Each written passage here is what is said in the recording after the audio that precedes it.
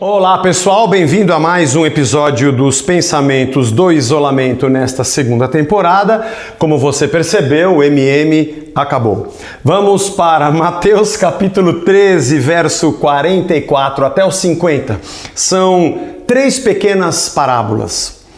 O reino dos céus é semelhante a um tesouro oculto no campo, o qual certo homem, tendo achado, escondeu. E transbordante de alegria, vai, vende tudo que tem e compra aquele campo. O reino dos céus é também semelhante a um que negocia e procura boas pérolas. E tendo achado uma pérola de grande valor, vende tudo o que possui e a compra. O reino dos céus é ainda semelhante a uma rede que, lançada ao mar, recolhe peixes de toda espécie. E quando já está cheia, os pescadores arrastam-na para a praia e, assentados, escolhem os bons para os cestos e os ruins deitam fora. Assim será na consumação do século. Sairão os anjos e separarão os maus dentre os justos e os lançarão na fornalha acesa. Ali haverá choro e ranger de dentes. 3 parábolas falando sobre o valor do reino. Mas eu quero ler também um outro texto bastante conhecido, que é Mateus 19, 16. Eis que alguém, aproximando-se, lhe perguntou: Mestre, que farei eu de bom para alcançar a vida eterna? Respondeu-lhe Jesus: Por que me perguntas acerca do que é bom? Bom só existe um. Se queres, porém, entrar na vida, guarda os mandamentos.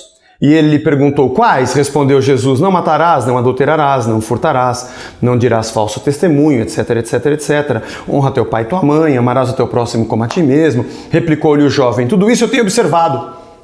O que me falta ainda?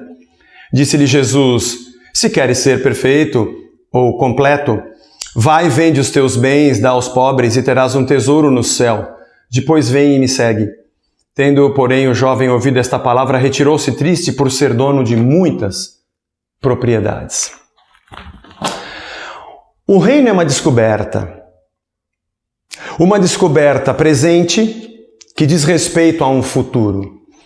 Uma descoberta presente que é uma alegria inenarrável dentro de cada um de nós, que a gente não consegue expressar apenas com palavras, nós temos que vivê-la diante dos homens, junto e ao lado deles, para que percebam.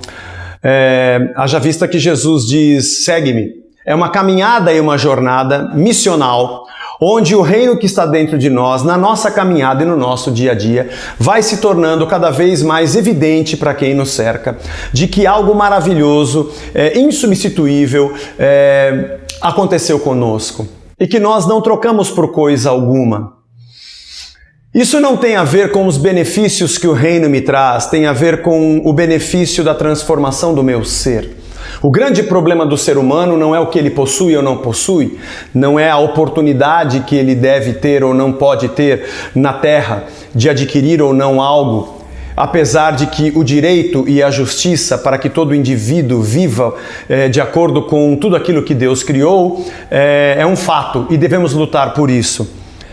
Mas nós sabemos que o reino de Deus é algo que toma a nossa mente, toma o nosso coração e inexplicavelmente, de maneira sobrenatural, aquele que rouba não rouba mais, aquele que matava não mata mais, e aquele que traía não trai mais, e aquele que maltratava sua esposa não maltrata mais, e aquele que era um mal educado agora virou um homem fino, odiava os seus filhos e agora quer andar ao lado deles, era um desonesto e agora foi tomado pela graça, pelo reino, entendeu o perdão de Deus, se arrependeu do seu pecado e agora é uma nova criatura. Na verdade, o reino de Deus é como um tesouro escondido num campo, e quando alguém descobriu que tinha um tesouro naquele campo, ele se desfez de tudo o que tinha para alcançar aquele tesouro. A diferença é que Jesus faz a distinção entre a riqueza que ele tem e a riqueza do tesouro. É como alguém que procura pérolas de grande valor, mas ele encontrou uma que é um valor inestimável e ele faz tudo, ele perde tudo que ele tem para alcançar aquela pérola. Ele foi levado por uma rede, ele foi alcançado pelo reino e ele não consegue mais viver sem aquilo.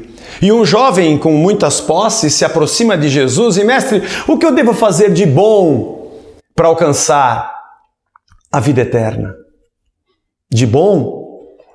Só tem uma coisa que é boa, só tem um que é bom. Você acha que é você que faz alguma coisa boa que vai te levar para a vida eterna?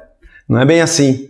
Mas se você quer ser completo, Eleios, se você quer ser completo, se você quer de verdade chegar até o fim, uma coisa vai acontecer com você. Se você quer mesmo a vida, pensando um pouco no episódio de ontem, se você já enxergou essa vida, que Nicodemos não enxergou, ele só viu os sinais. Mas se você quer esse reino, se você tem me acompanhado e enxergou o que acontece, então nada mais é importante a não ser o reino. Nós sempre chamamos essa parábola, e esse é o título dela que colocamos na Bíblia, o jovem rico ou mancebo de qualidade. Tim Keller tem um pensamento interessante no seu livro sobre o Deus pródigo, de que, em outro, Justiça Generosa, não vou lembrar agora qual dos livros, mas enfim, ele diz, não era aquele jovem que era rico.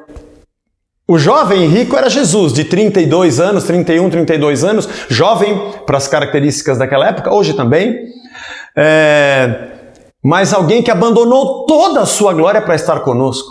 Diante daquele jovem que não conseguiu abandonar as suas propriedades, estava o Filho de Deus jovem que abandonou toda a sua glória. Como é que você vem dizer para mim que você não pode deixar aquela casa ou aquele terreno? Ou essa vida que você vive, já que você encontrou o reino? Os discípulos fizeram isso. Ele poderia ter sido um Pedro, um Paulo que abandonou muitas coisas, um Barnabé que vendeu tudo e trouxe aos pés dos apóstolos porque encontrou o reino. Ele poderia ser um Tiago, um João. Deixaram as redes para trás. Mateus, a vida boa de um publicano, ele deixou para trás. O convite de Jesus para nós é o que você vai deixar para trás.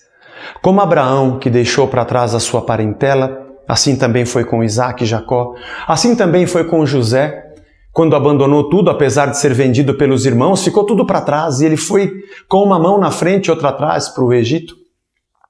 Assim foi com Moisés, quando Deus mandou ele de volta para o Egito e ele teve que deixar a sua casa com o seu sogro Jetro para ir no rumo do que Deus havia lhe pedido.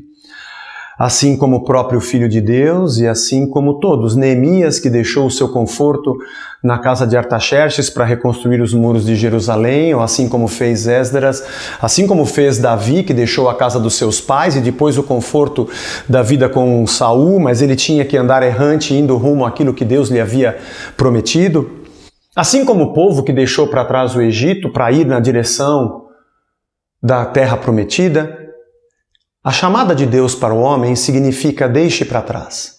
Muita gente nos ensina que conhecer o reino diz respeito ao que eu vou ganhar. Aliás, você nunca vê o culto da perda, só o culto da vitória. É uma pena, porque nós deveríamos ter o culto da perda. O que eu vou deixar para trás porque eu conheci o reino? E o interessante é que Jesus diz assim, vai, vende o que você tem e dá para os pobres. Dá para os pobres, eu não quero saber do seu dinheiro, eu tenho o reino. Geralmente quem te diz para deixar tudo para trás é para deixar para ele. Fala, Jeová! Deixa para mim aqui, deixa para nós aqui, aí você vem e segue. Não, o reino já é o tesouro. O reino já é a alegria. O reino de Deus para você é tudo. O reino de Deus para você é o meio através do qual você vai ter as coisas que você gosta, ou o reino de Deus é o lugar onde você é capaz de deixar para trás o que você gosta. Essas parábolas e essa história não foram escritas para missionários. Sim, missionários deixam tudo porque Deus diz, vai lá e implanta o reino naquele lugar. Essa palavra foi dita para todos nós. E todos nós queremos saber o que o reino vai me dar de benefícios. E Jesus está perguntando o que você quer deixar para trás, porque você conheceu o reino. Ser humano só quer se dar bem. A religião é só mais um produto na prateleira, mais uma fórmula mágica para que eu me dê bem e consiga o que eu quero, porque afinal de contas, dane-se a vontade de Deus e o seu reino. Quando eu digo que eu quero o dele, é porque eu quero o meu. Terrível isso.